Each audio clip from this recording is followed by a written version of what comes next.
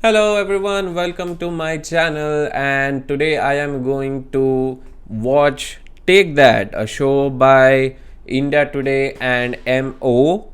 And this is a debate format that I have been looking forward to watch, but I never really wanted to watch it because I don't like these kind of debates where you're pitched against a person that is completely frozen into his opinions about something. So it's not a good faith discussion. It's mostly about I am right and you're wrong, and then everyone tries to win, and then it doesn't matter what the actual facts say. So let's see, let's look at, if this is what I suspected.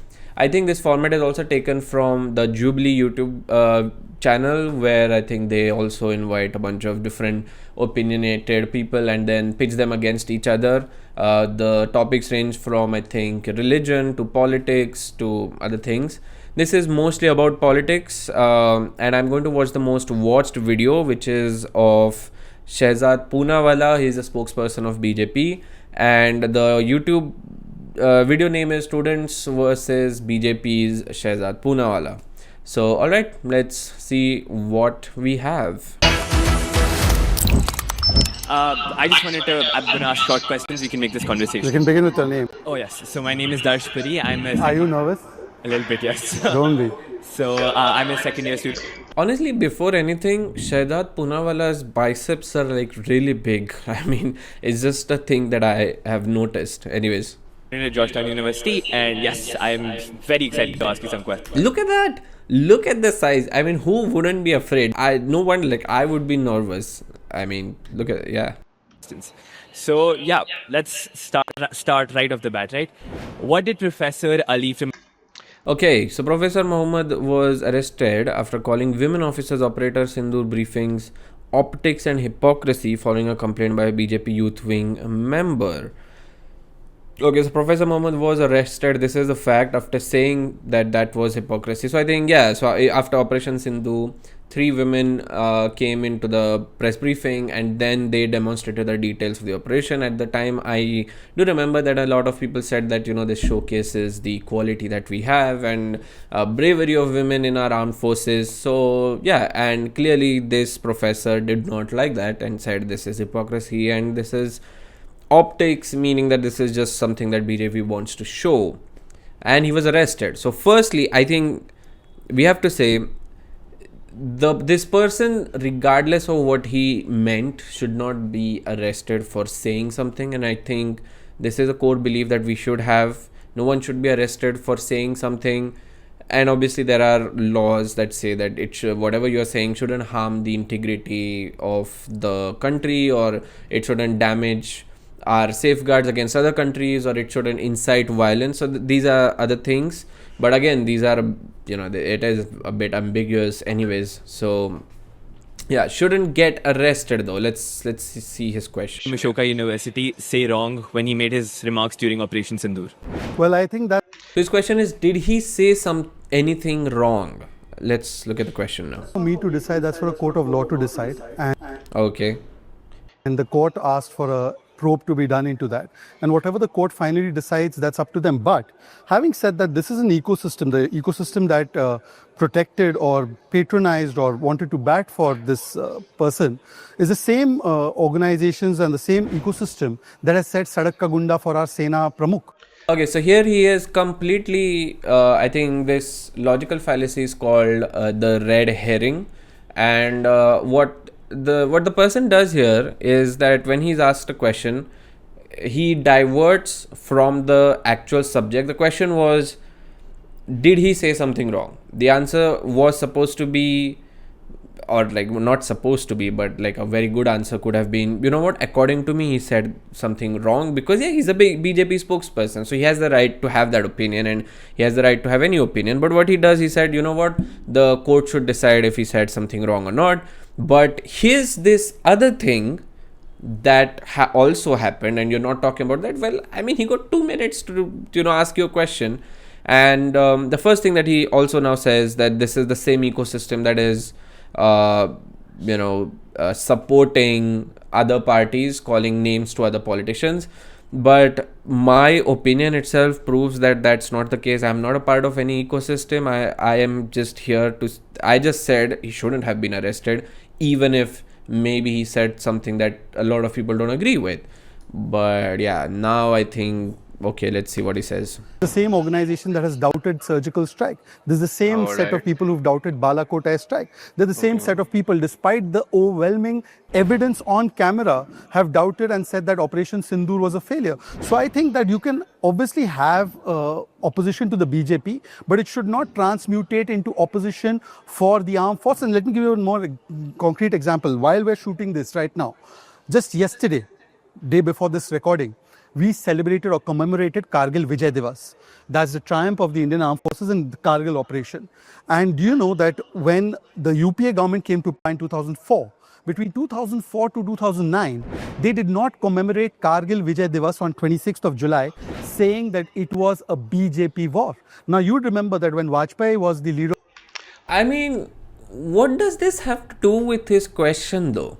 He's right. I'm not saying he's wrong. Whatever he's saying is, factual. That clearly displaying the facts on the screen itself. So he is right. But I think, if you really see what he's trying to do here, is that when the young person asked the question, the question was about a particular person saying something, and then he diverted into a BJP versus Congress thing. And now I am 100% sure if what was his name? I forgot his name. If he falls into this trap of answering every question that Shehzad Poonawalla has raised in opposition to his simple question, I think this debate is of no use, because it will not talk about freedom of speech. It will not talk about whether someone should be jailed, even if he says something that is widely disagreed with or you don't like it. That's the true debate, right? That's the way, that's the part that he was getting at. Let's see what happens here. 71. We stood up and praised not just the armed forces, but also Indira Gandhi. Vajpayee was sent in the delegation abroad in 1990 by Narasimha Rao to argue. So I think you have to kind of also appreciate that he knows all of these facts. He's taking the dates correctly. He's so confident. I'm talking about Shehzad Poonawalla. So he's like, what, he is determined to give all this information. And this is also called Gish Gallop. So Gish Gallop is like rapidly giving so much information to someone sitting next to you that they get confused, or they are all at sea whether I should return to my first question, or we are so far away from it now whether I should talk about this thing, whether I should talk about that thing. And it is a good technique. I wouldn't say a technique used in good faith, but it is a good technique if you don't want to actually answer the question but still look smart enough. And he is looking smart to a lot of people, because he's taking the dates correctly. He's talking in a very confident way. So all right.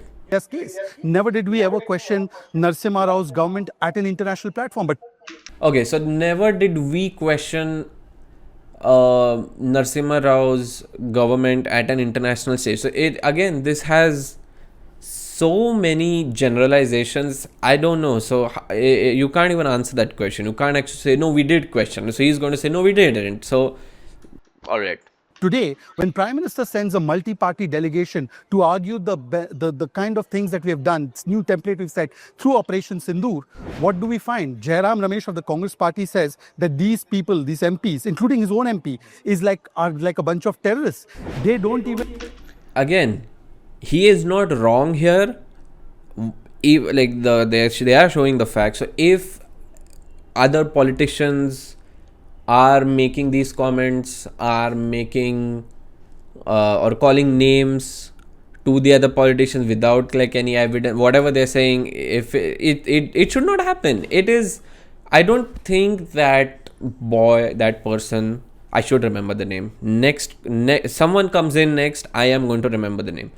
They shouldn't now be held accountable by saying, you asked this question, that means you are part of this ecosystem.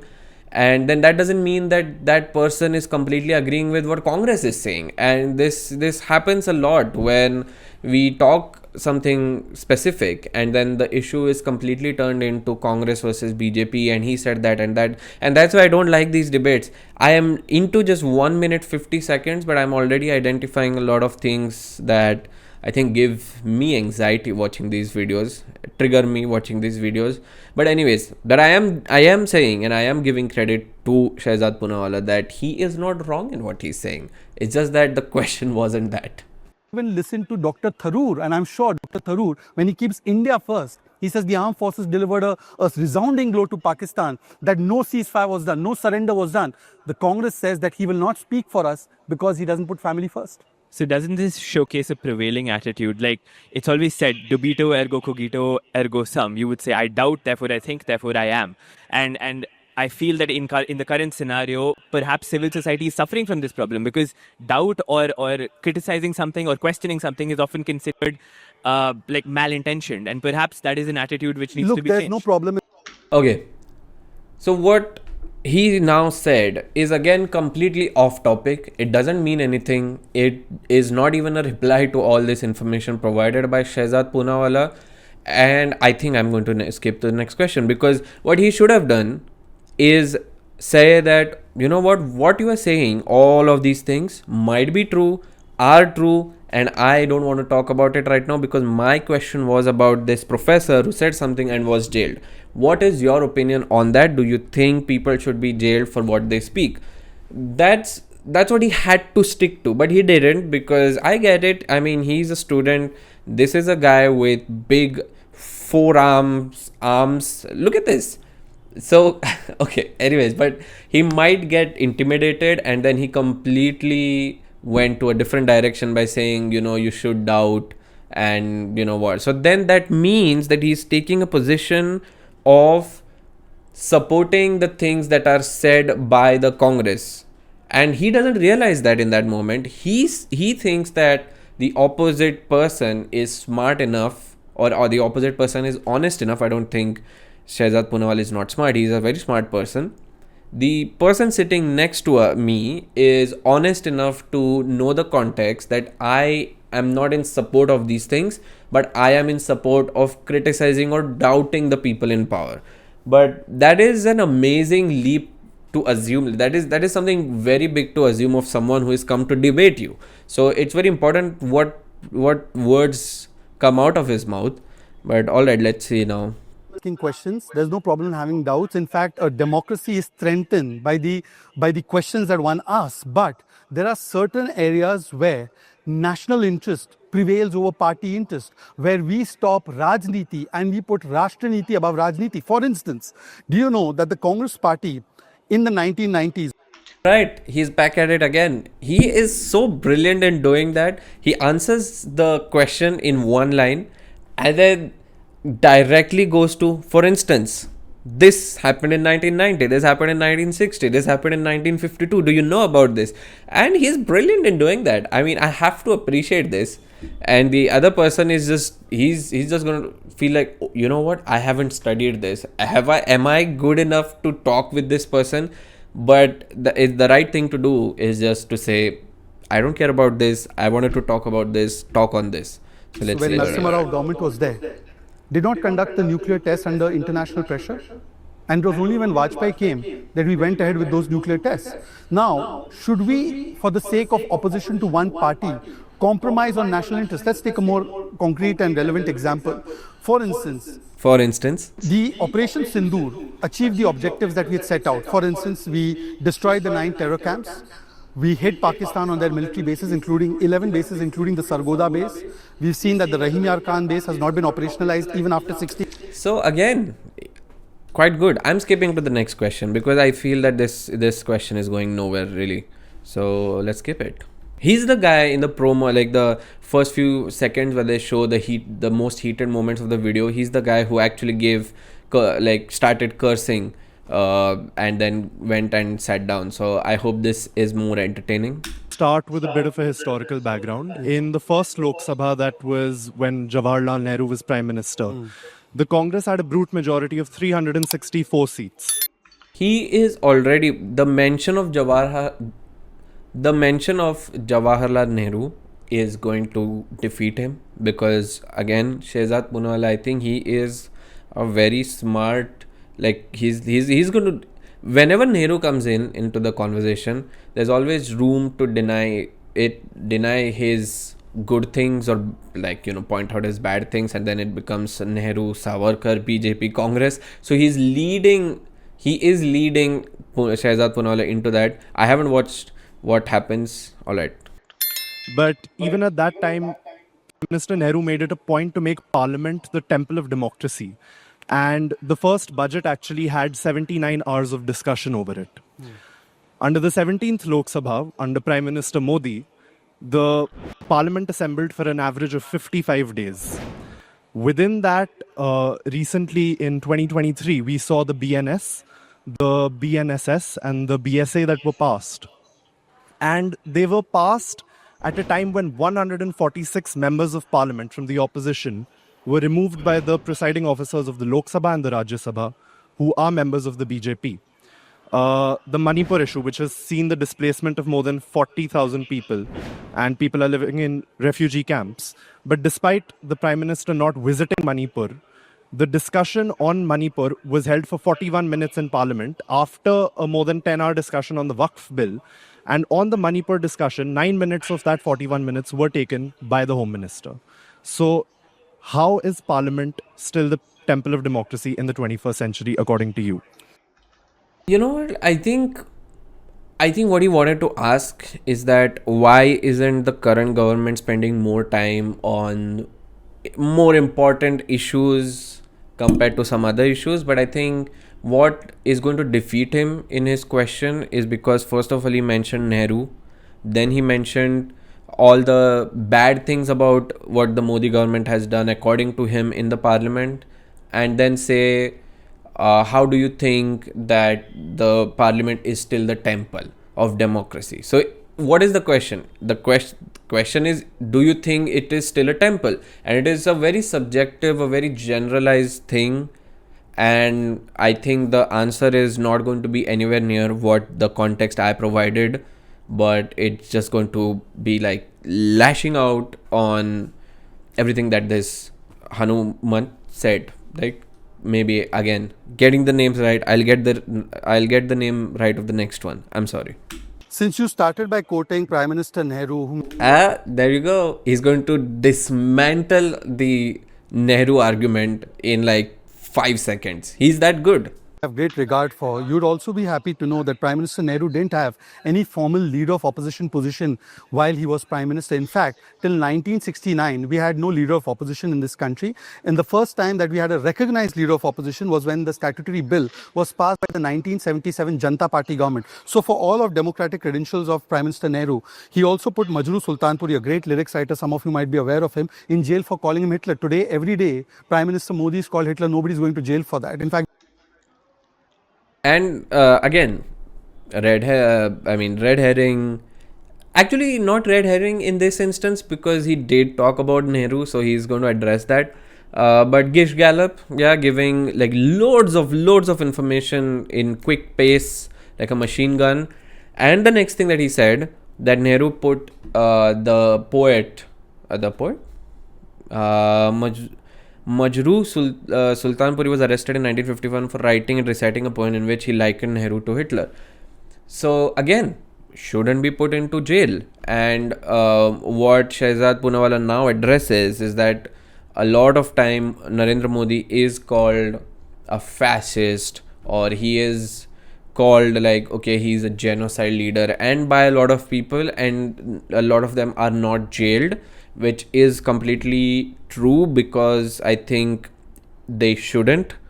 And social media has amplified a lot of voices where the police, I mean, how many people are you going to arrest? Because there are so many people giving their own opinions.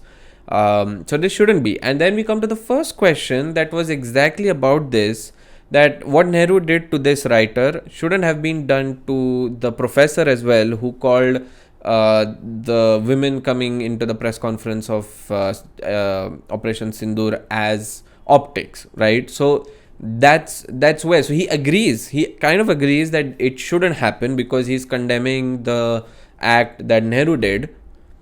but he will not accept it if the person that he is talking about is talking against his party. So, all right, but okay, let's see how he destroys this person now. In jail for calling him Hitler. Today, every day, Prime Minister Modi is called Hitler. Nobody's going to jail for that. In fact, they've abused him 150 times, including his caste, his family, called him kutte ki maut marega, but none of them have gone to jail. Having said that, let me also Again, shouldn't happen. You shouldn't, at a political stage at least, common people can say whatever they want, but at a political stage, if you are someone in power, you should use words wisely. And again, this is my opinion. Obviously, I mean, I'm not saying if they don't completely jail them. No, I'm saying that if you are a good leader, I think I expect that leader to give us a good language, a clean language. You can criticize someone in a very good language, but I think a lot of politicians won't do that. Doesn't matter which party, doesn't matter which party they belong to. Nehru's daughter imposed emergency, curbed all freedoms, suspended our fundamental rights, ensured that the media and the judiciary was under her thumb, and she was perhaps the biggest blot on democracy by the emergency that she imposed. And then we had Rajiv Gandhi. I told you, this is a mistake. You can't use Nehru's example as a good thing in democracy and then continue that line to say why Modi ji is not as good, because you're going to get destroyed, because politicians have bad and good things. If you wanted to talk about, and I think, yeah, the question should have been, I believe that important things are not discussed in parliament, because Manipur was discussed only 41 minutes and this issue was discussed only this minute. Do you think it's a good practice, or like, do you think that these topics should have been given more time, and why do you think why do you think less time was given to these issues?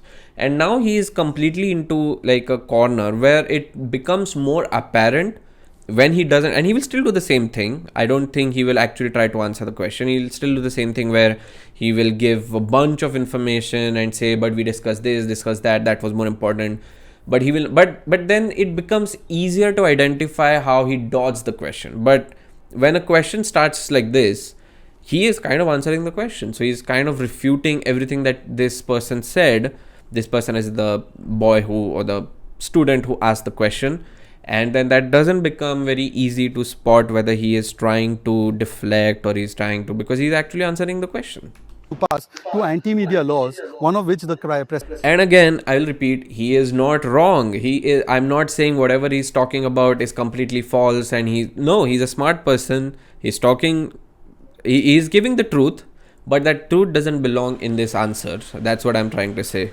But anyways, do we have, I think, yeah, let's... The media rights are not curbed in this country. And then coming back to the UPA, because we are talking in the current context, UPA brought in 66A.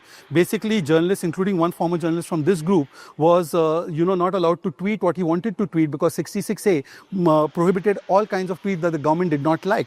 Having said that, look, more charcha should happen in parliament. I am for that. But good answer. He at least agrees, and that's great. That's great from him. Is that when the price rise discussion was asked by the Congress government, Congress party in opposition, we said, let's come and discuss price rise. They went on to an issue of Rafale. The Rafale matter went to the Supreme Court. The Supreme Court ruled there's nothing wrong in Rafale. The Congress continued to hijack Parliament on Rafale.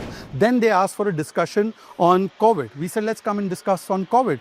They went and brought in Pegasus issue. Again, the Supreme Court gave a verdict on Pegasus. Did they stop their protests? No. Then when they said that they wanted a discussion on other issues, like the situation in the country, they went on to issue of Hindenburg, a foreign-based report. Today, the Hindenburg organization has been shut. The Supreme Court has given a verdict on Hindenburg. The same Congress party allows Adani's projects in other places, but hijacked parliament. And when it comes to Manipur, Manipur Prime Minister Modi replied.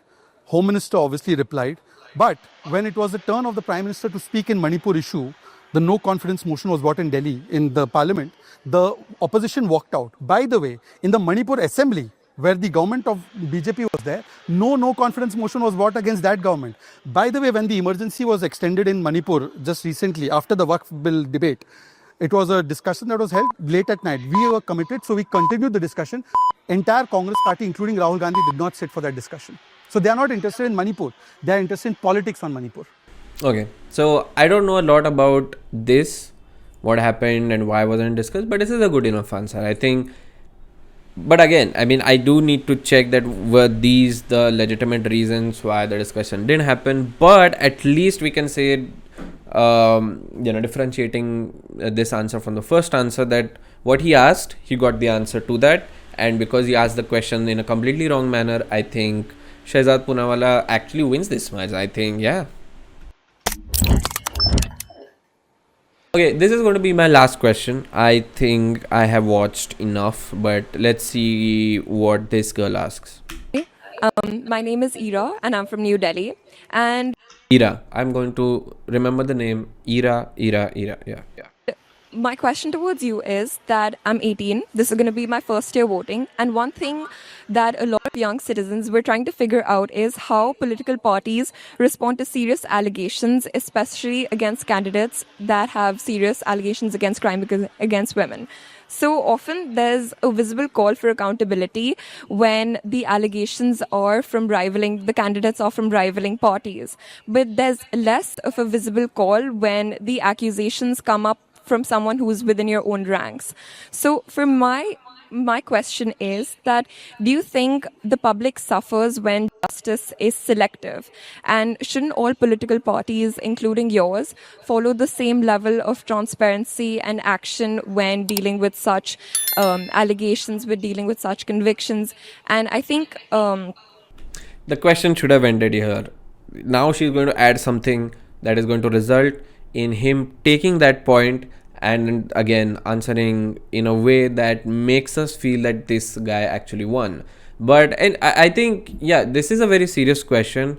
A lot of politicians, as we know, are under, I want to say, like, I don't think there is actual investigation happening, but we know that these politicians have done wrong and they have charges against them. This is a fantastic question, a brilliant question. And the question also, I think, follows a very good line where she is saying that, what, don't you think that the public suffers if the justice is selective? So that's one thing. But she should have ended the question there, because she didn't. We are not going to get the answer of does the public suffer and what Shehzad thinks about that. She should have ended the question at, do you think you should do the same thing when when the people are in your party? I hope that we receive the question. I hope that we receive the answer to this as well. But yeah.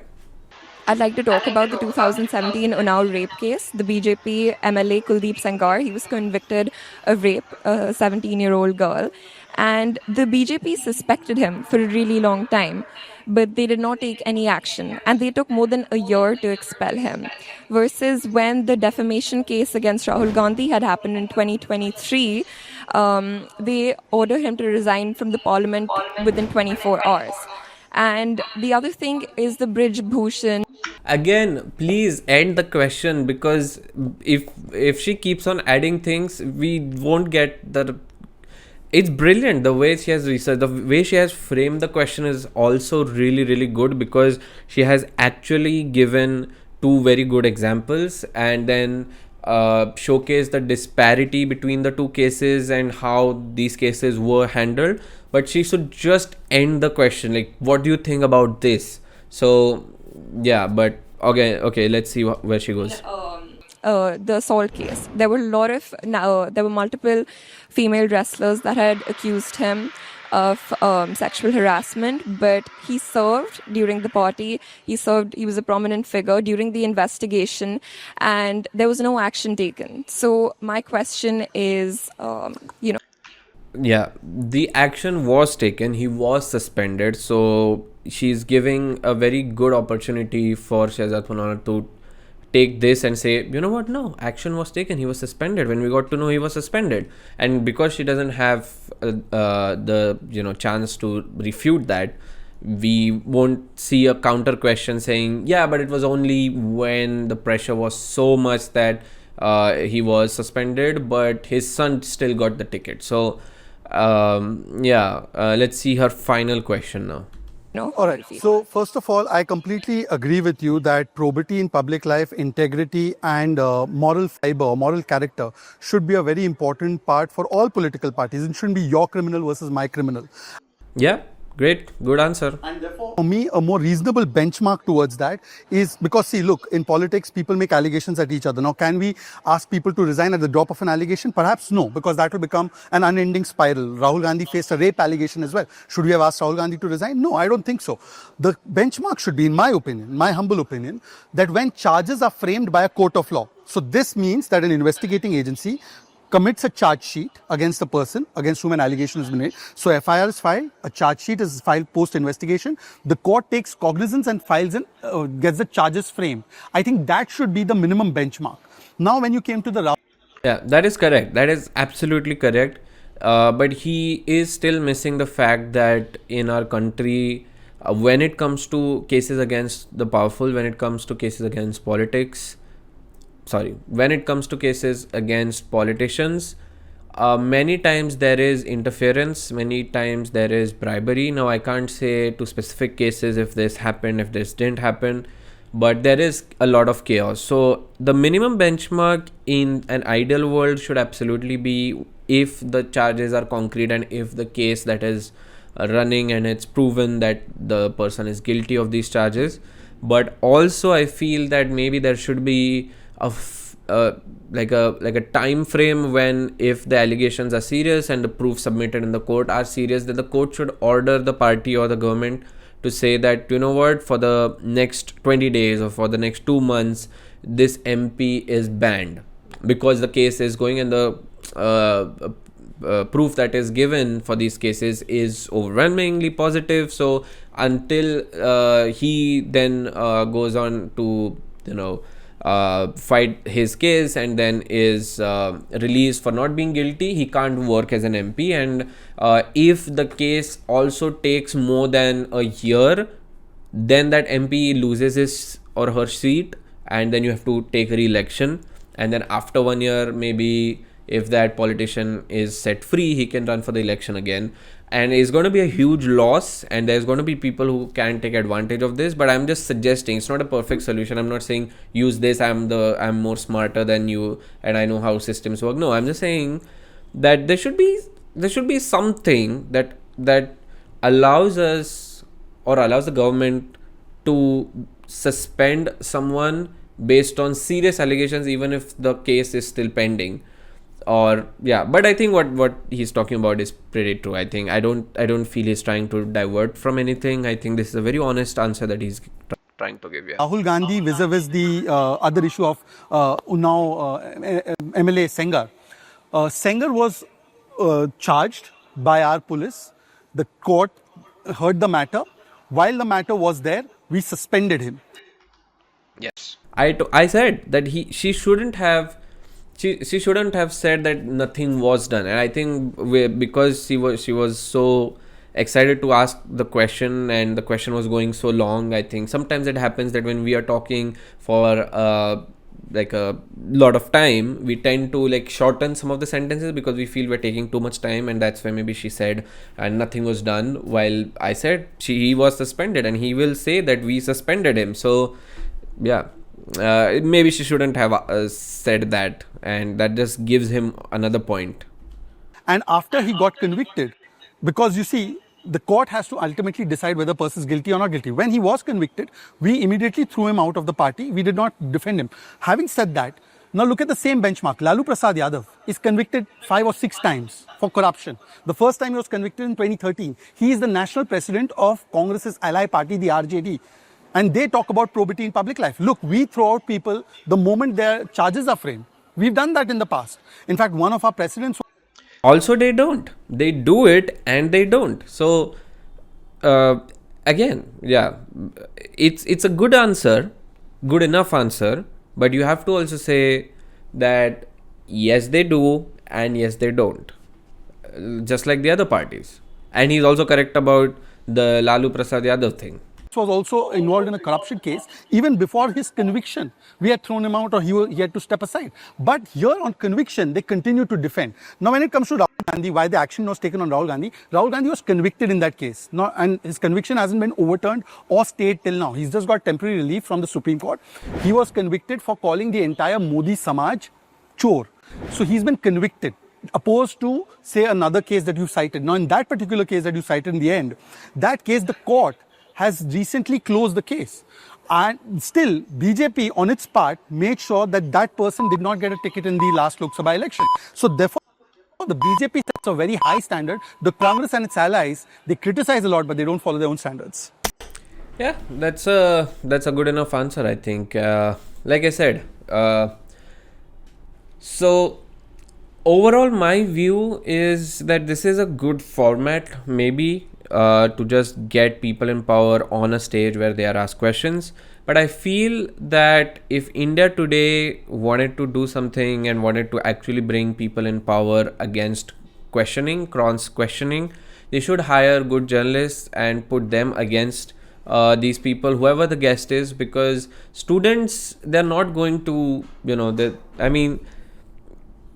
yeah, it will take time. Some student, I'm not saying students are not good interviewers, but I'm just saying that the students that they have called upon maybe lacked a bit of, I think research on the guest, because they should have known what he is going to try to do. So they maybe the questions should have been framed a bit better.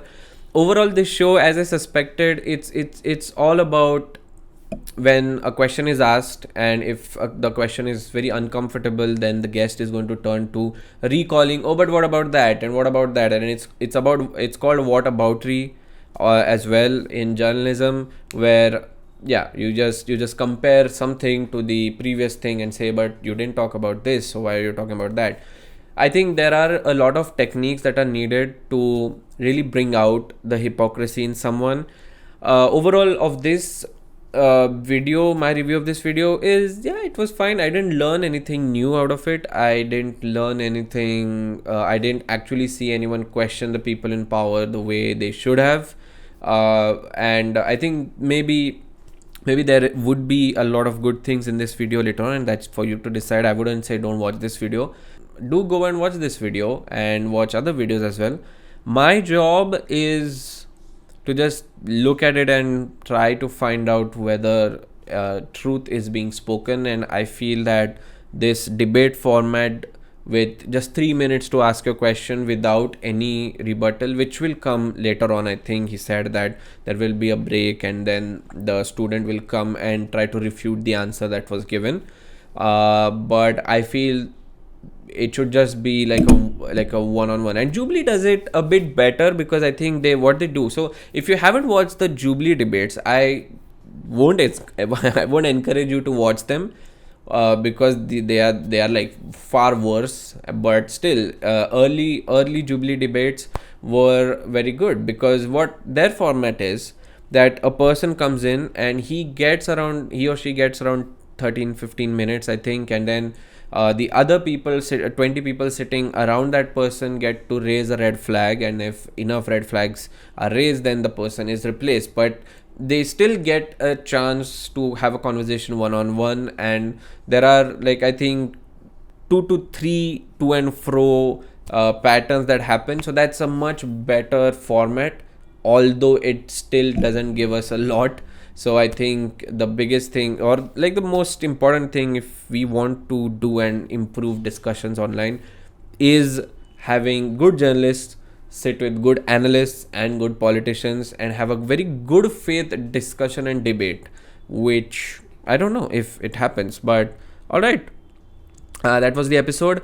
So my name is Avnish Naik, and if you are still here by the end of the video, thank you so much for watching. I am a media student and a professional, and I am also someone who is now going to venture into the subject of information and how it shapes our world. I think media literacy and information literacy, which literally just means to understand how to process information and how to share information better.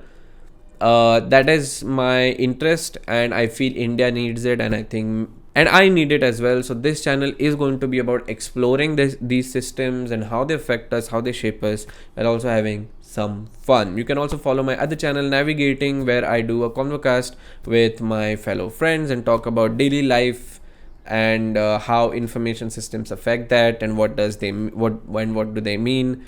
So yeah, if you like this video, do subscribe. I will be doing more of them, and I will also be coming up with some of the explainers. And you can also watch a video that I have released on Raj Samani and Vijay Mallya. I have just tried to analyze their conversation and try to build a framework which can help us all consume podcasts in a much better way. So yeah, that's it. And I think thank you again for watching, and we will meet until next time.